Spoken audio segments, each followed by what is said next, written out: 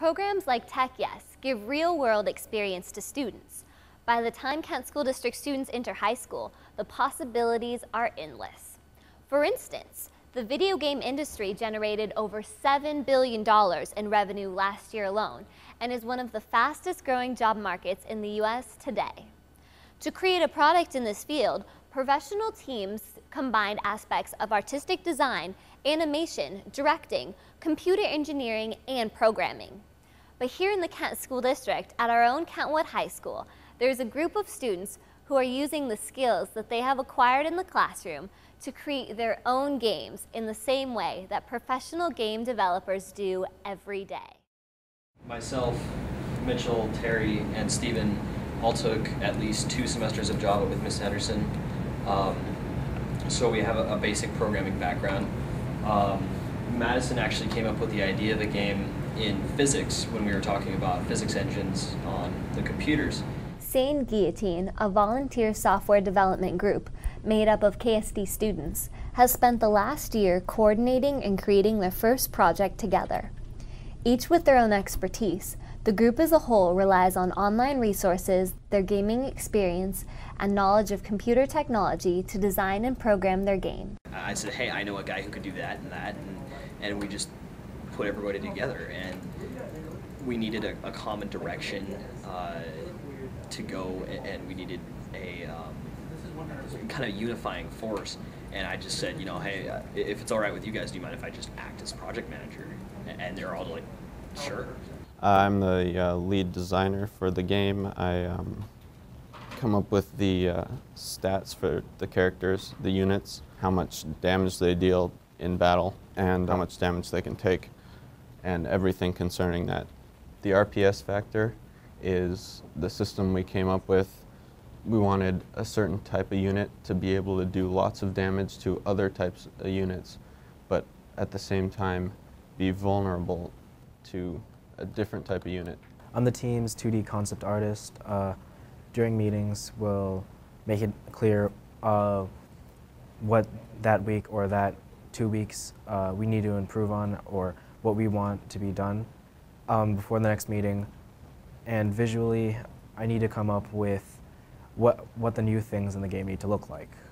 I come in, I design the levels, I create the fiction behind the levels, I create the fiction behind the units. Pretty much anything that can possibly be involved in the game, I have to make up why it's there. And then pretty much create the land it walks on or flies over. I have to design what's in it, plus where the units start at and how many units there are. About 2 years ago, I was invited to attend a seminar in Oregon on GameMaker, which is a software program that allows students to create games. And it was an opportunity for me to realize that of all the things I do in the classroom, and I teach a number of things, that computer games are at the heart of their interests. And the process of creating a computer game is one that demonstrates not only their amazing critical thinking skills, but also their creative skills. And when I brought that back into the classroom, the students really embraced it as a fantastic way to learn. And it was, just one day, I remember them talking with one another, and I got somewhat frustrated as a teacher that, hey, you know, you've got work to do, get back to your chair. And one time I got kind of stern and they said, well, you don't understand. We've developed a team and we're creating a game outside of class, and there's things we really need to talk about because this is important to us. I mean, here we are about a year later and they're still working on this, and it's very impressive. I'm the 2D artist in the game. I make all the characters. Later I'll be making all the objects like boxes, some buildings, cars, just, you know, extraneous stuff around the map. This is what I have so far. I just have a rifleman and a rocket launcher guy. And I took a picture of an actual person and kind of outlined him in paint. And then, you know, got rid of all the colors so it's just a black outline. And then I made it really small. And then I outlined it one more time, and then I got the body. Terry decided to do a little work on XNA Game Studio, which is a Microsoft product that's fairly new. And he started using that to accomplish this game that they were going to create. So they transferred their game maker knowledge into something much more sophisticated. I really like it because it's a real programming environment. It's not you know, they don't do everything for you like a lot of the other programs that you find for like aspiring game developers do.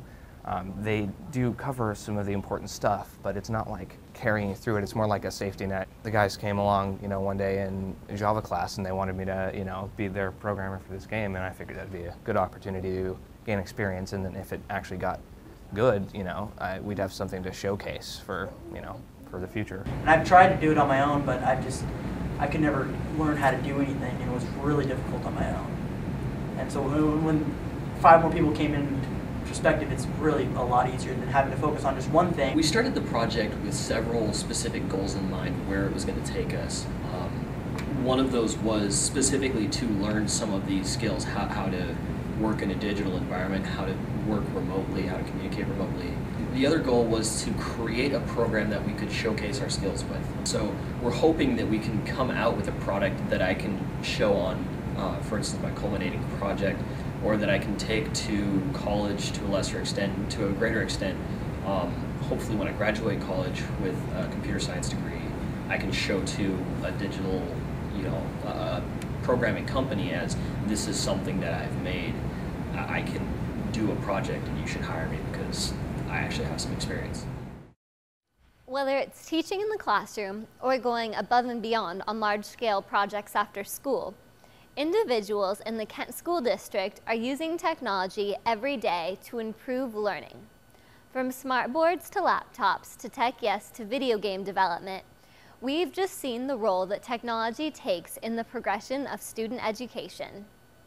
To see even more examples of how technology is being used inside and outside of the classroom, I would like to invite you to attend the upcoming Kent School District Technology Expo, which will be held on January 27th, 2010 at 6 o'clock at the Kent Showware Center.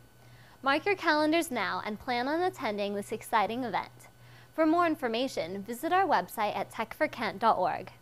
Thank you for watching, and we'll see you next month.